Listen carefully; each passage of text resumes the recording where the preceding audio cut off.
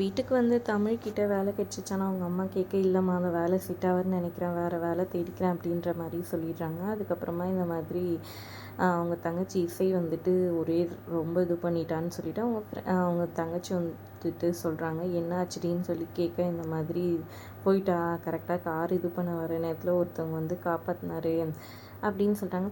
புஷ்பான்னு அந்த பொண்ணு சொன்னோன்னா, புஷ்பாவாதியார் அவர் தான் வீட்டுக்கு கூட்டிகிட்டு வந்து விட்டார், அந்த தம்பி பரிசு கூட விட்டு போயிட்டாருன்னு சொல்கிறாங்க. அப்படியா, நம்ம உடனே ஃபோன் பண்ணி சொன்னோம், அவருக்கு நன்றியும் சொல்லிடுமா அப்படின்ற மாதிரி அவங்க அம்மா சொல்ல, சரிட்டு அவர் ஃபோன் நம்பர் இருக்கான்னு கேட்டு வாங்கி பண்ணுறாங்க. பார்த்தா இங்கே வந்துட்டு சிபி கரெக்டாக எடுத்து பேசிட்டாரு.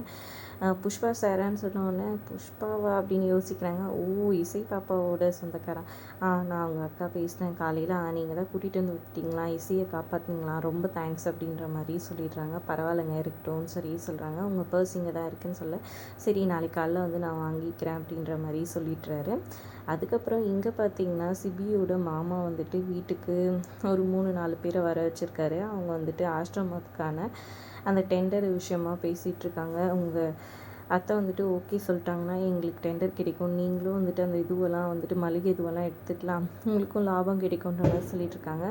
அவங்க வந்தவொடனே கோவமாக வந்துட்டு அவங்கள எல்லாரையும் வெளியே போக சொல்லுன்னு கத்துறாங்க. என்னாச்சு அத்தை, எதுவுமே கேட்காமலே இவ்வளோ கோவப்படுறீங்கன்னு சொல்ல, ஒரு இதுவில் வந்துட்டு ஒரு அனாதை குழந்தைங்களுக்கு ஹெல்ப் பண்ணுற விஷயத்தில் வந்துட்டு நீங்கள் வந்து லாபத்தை பார்க்குறீங்கன்னா அவங்கக்கிட்ட எந்த நேர்மையும் இருக்காது, ஒழுங்காக இங்கே வந்து வெளியே போய் சொல்லிவிட்டு அப்படின்னு சொல்லி கோவப்பட்டு, இனிமேல் நான் அவங்கள பார்க்கவே கூடாதுன்னு அவங்கள கோவமாக அமுச்சு வச்சிடுறாங்க. இதனால் வந்துட்டு அவங்க மாமாவும் அம்மாவும் பேசிக்கிறாங்க. எப்படியாவது நம்ம சொத்து பிரித்து வாங்கிடணும்னு சொல்லிட்டு கார்டனில் உட்காந்து தண்ணி வச்சுக்கிட்டு பேசிகிட்ருக்காரு அவங்க தங்கச்சிக்கிட்ட. இதை வந்துட்டு சிபி கேட்டு, அதை எப்படி நீங்கள் சொல்ல முடியும், இது எல்லாமே வந்துட்டு சிங்கிளால் வந்துட்டு ஜானு சம்பாதிச்சது, அவள் வந்து யாருக்கு வேணால் எழுதி வைக்கலாம், நீங்கள் எதுவுமே கேட்கவே முடியாதுன்னு சொல்கிறாங்க. என்ன மாப்பிள்ளை நீயே எப்படி சொல்கிறேன்னு, நான் இருக்கிறது தானே சொன்னேன்ற மாதிரி சொல்லிட்டு போயிடுறாங்க.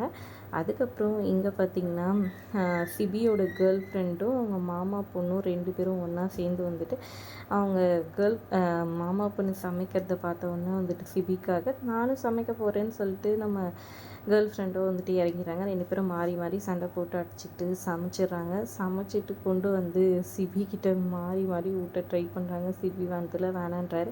அப்புறம் ஊட்டி விட நல்லா அவையிலன்னு சொல்லிட்டு போய் வாமிட் எடுக்கிறாரு. 2 பேரும் தயவு செஞ்சு இனிமேல் சமைச்சிடாதீங்க போங்க அப்படின்னு சொல்லிட்டு இருக்காங்க.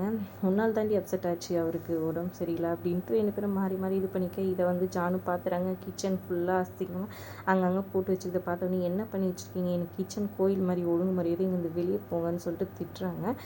அப்புறம் அவங்க எல்லாருமே வெளியே போயிடுறாங்க. அப்புறம் ஜானு வந்துட்டு முறைக்கிறத பார்த்தோன்னே வந்துட்டு சிபி இல்லை அது வந்து அப்படின்னு சொல்லி தயங்குறாரு. அப்புறம் ஜானு எனக்கு ரொம்ப பசிக்குதுன்னு சொன்னோன்னா, அப்படியே ஒரு நிமிஷம் இருன்னு சொல்லிட்டு கண் கலங்கி அப்படியே போய் எல்லாத்தையும் கடகடன்னு சமைக்கிறாங்க. உப்புமா ஒன்று கிச்சடி மாதிரி செஞ்சு எடுத்துகிட்டு வராங்க. உட்காரு சாப்பிடுன்னு சொல்லிட்டு இப்படி ஊதி ஊதி ஊட்டி விட்டுட்ருக்காங்க. அதை பார்த்தாட்டி சிபி சந்தோஷமாகி சாப்பிட்றாரு. ஏன் என் மேலே கோவமே பட மாட்டேங்கிறேன், எனக்கு அப்படியே சின்ன வயசில் இருந்த மாதிரி இருந்துடலாம்னு இருக்குது, எதுக்கு தான் வளர்ந்தணுன்ட்ருக்கு அப்படின்ற மாதிரி சொல்லி இது பண்ணேன், அதெல்லாம் ஒன்றும் இல்லைன்னு சொல்லிட்டு அவங்க வந்துட்டு அப்படியே ஊட்டி விட்டு தோளில் சாய்ச்சிக்கிறாங்க. அப்படியே சந்தோஷமாக இருக்கிறாருங்க சிபியும் ஜானுவும். அதோட எபிசோட் முடியுது. தேங்க்ஸ் ஃபார் வாட்சிங்.